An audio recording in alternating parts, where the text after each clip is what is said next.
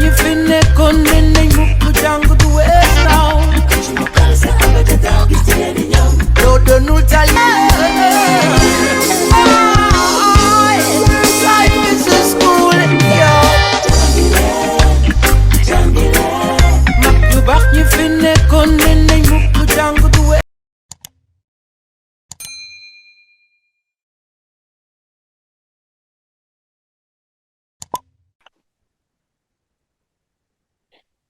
Alors, on passe maintenant à la question numéro 2. Donc, pour la question numéro 2, ici, on nous dit, on considère de nouveau le calorimètre qui contient toujours 100 grammes d'eau à la température de 18 degrés. On y plonge un morceau de cuivre de masse 60 grammes, de masse 20 grammes, initialement à la température de 18 degrés, initialement placé dans de l'eau en ébullition, la température d'équilibre est de 19,4. Calculer la capacité thermique massique du cuivre. C'est la question numéro 2. On demande de calculer la capacité thermique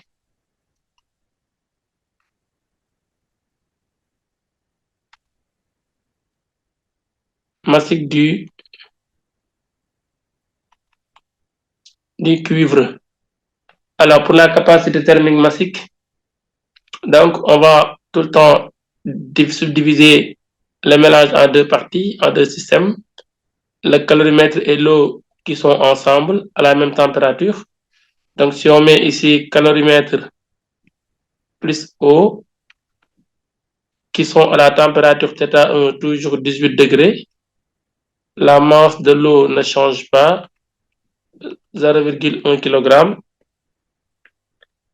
La chaleur massique de l'eau, 4190 dans le système international, joule, Kelvin, etc.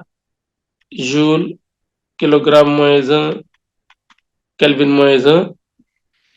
Température finale du système, c'est 19,4 degrés Celsius.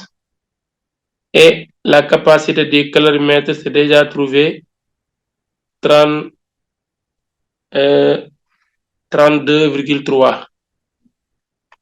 C'est 32,3 joules Kelvin moins 1. Voilà ce qui se passe dans le système. Premier. Ensuite, dans ce système-là, on y ajoute un morceau. Donc, avant cela, d'abord, on va donner la quantité de chaleur Q1 égale. Donc, c'est C calorimètre. Quand les deux sont ensemble, on va mettre C calorimètre. Normalement, ça doit être C calorimètre delta θ. Plus ici, M1CO delta θ. C'est ça maintenant le système, la quantité de chaleur du système. Si on factorise par delta θ, car les deux sont à la même température initiale et ils évoluent vers la même température finale qui est θ équilibre. Donc on peut factoriser par delta θ qui est identique partout. Il est là et là. Donc là on aura capacité du calorimètre plus M1CO, le tout fois delta θ, c'est-à-dire le tout fois delta θ. C'est-à-dire ici, C cal plus M1CO, facteur de température finale moins température initiale.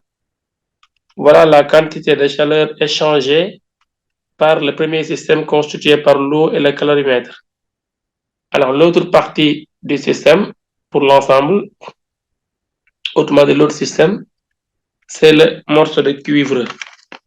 Le morceau de cuivre,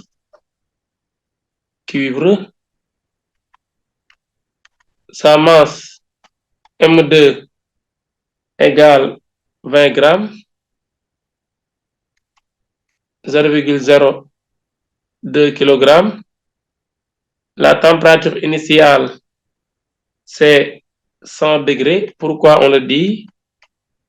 100 degrés, car le texte nous dit que le morceau de cuivre était initialement placé dans de l'eau en ébullition.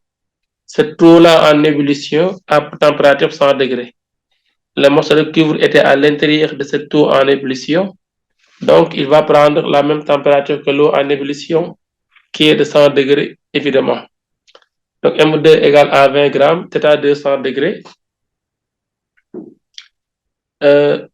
Température finale du système à l'équilibre, c'est 19,4 degrés Celsius. C'est la même température ici.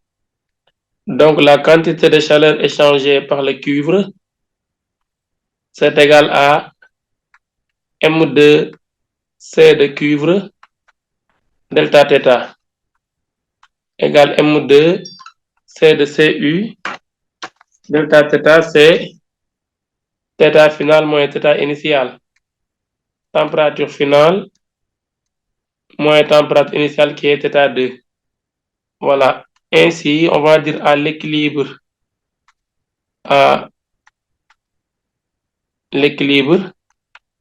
la somme des quantités de chaleur échangées est nulle. Or, cette somme de quantités de chaleur échangées, c'est C calorimètre plus M1 CO facteur de θ final moins θ1 plus M2 C de cuivre facteur de θ final moins θ2. Tout ceci est égal à 0 la somme. La question demandée ici, c'est de trouver C du cuivre. Donc, on transpose tout sauf C du cuivre. On aura ici M2 C de Cu facteur de θ final moins température 2 égale moins C calorimètre plus M1 CO facteur de θ final moins θ1. C'est ces cuivres-là qu'on me demande. Donc, je factorise ici par C cuivre. Donc, j'aurai C de cuivre égale moins en parenthèse C calorimètre plus M1 CO facteur de température finale moins température 1 divisé par M2 facteur 2 divisé par M2 facteur 2 θ final moins θ2 θ final moins température numéro 2.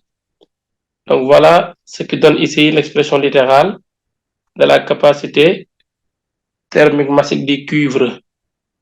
Donc C de Cu égale, vous faites l'application numérique, les données sont là, n'est-ce pas? Et si vous faites l'application numérique, on va trouver maintenant 391,95 joules kilogramme moins 1 Kelvin moins 1. Voilà la capacité thermique massique du cuivre ou la chaleur massique du cuivre.